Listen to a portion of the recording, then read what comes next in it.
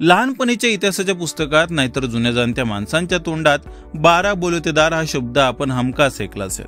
पूर्वीच्या काळी आपल्या समाजात 12 बोलतेदारी पद्धत अस्तित्वात होती.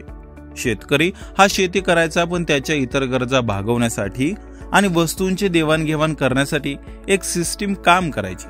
तिला बलुतेदारी म्हणत. बलुतेदार हे गावचे वतनदार असत आणि पिढ्यानपिढ्या तेच गावची ठराविक कामं करत असत. पण हे 12 बोलतेदार नेमके कोण, असा कधी प्रश्न पडलाय का? म्हणूनच आज या 12 बोलतेदारांची आपण सविस्तर माहिती अगदी साध्या सोप्या भाषेत. बोलतेदारांपैकी नंबर 1 ला येतो तो म्हणजे कुंभार. महाराष्ट्रात कुंभारांच्या 22 पोटजाती आहेत.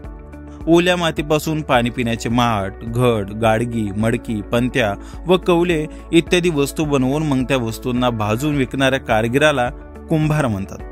कुंभार गौरी गणपतीच्या, दुर्गेच्या आणि इतर सणासुदीच्या दिवशी तशा मूर्ती आजही ग्रामीण भागात विकताना दिसून येतो. नंबर 2 ला समाज येतो तो म्हणजे कोळी. हा समाज कोल्या वंशीय असल्यामुळे त्यांना कोळी असं नाव पडलं.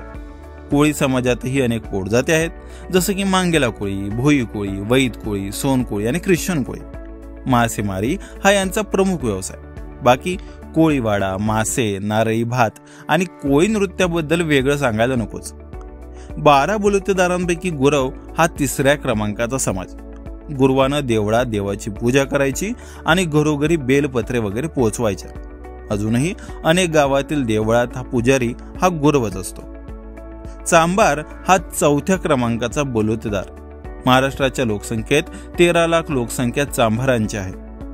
जनावरांच्या कातड्यापासून वेगवेगळ्या वस्तू बनवण्याची चांभारांची पूर्वापार मुख्य जबाबदारी. त्यामध्ये मग चामड्याच्या चपला, पर्स, कातडी पट्टे, कातडी चाबूक अशा गोष्टी बनवल्या जातात. 12 बोलतेदारांपैकी मातंग हा 5व्या क्रमांकाचा समाज. केतकीपासून दोरखंड बनवणं हा मातंग समाजाचा पारंपरिक व्यवसाय. तर झाडू बनवणं, घराची तोरणं बनवणं अशी कामही हा समाज मधून करत असतो. मातंग समाजाच्या एकूण 15 पोटजाती आहेत. मातंग समाजातील लहुजी राघोजी साळवे यांच्या तालमीतून अनेक क्रांतिकारक लाट्या काठ्या आणि दांडपट्टा चालवताना शिकले, हे तर आपल्याला माहिती आहेच. 12 बोलतेदारांपैकी तेली समाज हा 6व्या क्रमांकाचा समाज. बियांपासून रस काढून उपयोगात आणला, त्याला तेल हे नाव मिळालं आणि ही प्रोसेस जो कोणी करत होता त्या व्यक्तीला तेली असं म्हटलं जाऊ लागलं. नंबर 7 ला आहे तो म्हणजे नाभी. गावाकडे आठवड्याला कटिंग दाढी करणारा समाज म्हणजे नाभी. आता इकडे शहरात कटिंग करणं हा ट्रेंड असला तरी गावाकडं ही सगळी कामं अजूनही नाभीच करतो. 12 बोलतेदारांपैकी परीट समाज हा 8व्या क्रमांकावर येतो. घरोघरी जाऊन कपडे गोळा करणं, धुणं आणि इस्त्री करणं हे परीटाचं मुख्य काम. 12 बोलतेदारांपैकी माळी समाज हा 9व्या क्रमांकाचा मुख्य समाज. या समाजात अनेक पोटजाती आहेत.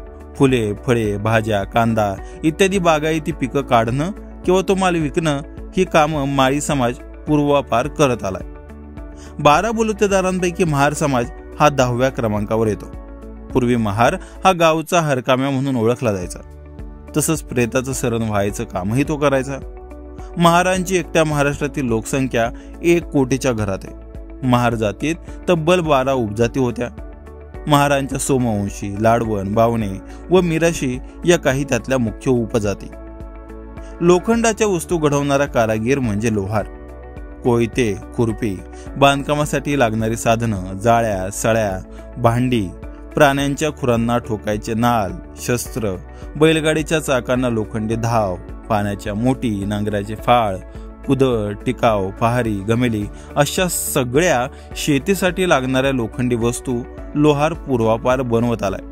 लोहार समाजात लोहार, गाडी लोहार, पांचाळ, नालबंदी, घिसाडी या पोटजाती आढळून येतात. नंबर 12 ला येतो तो म्हणजे सुतार समाज. लाकडी वस्तू तयार करणारा कारागीर म्हणून सुतार या समाजाची ओळख. सुतार हा लाकडापासून फर्निचर व दैनंदिन लाकडी वस्तू बनवण्याचं काम करतो. तर ही आहेत ग्रामीण भागातील जुनी 12 बोलतेदारी पद्धत.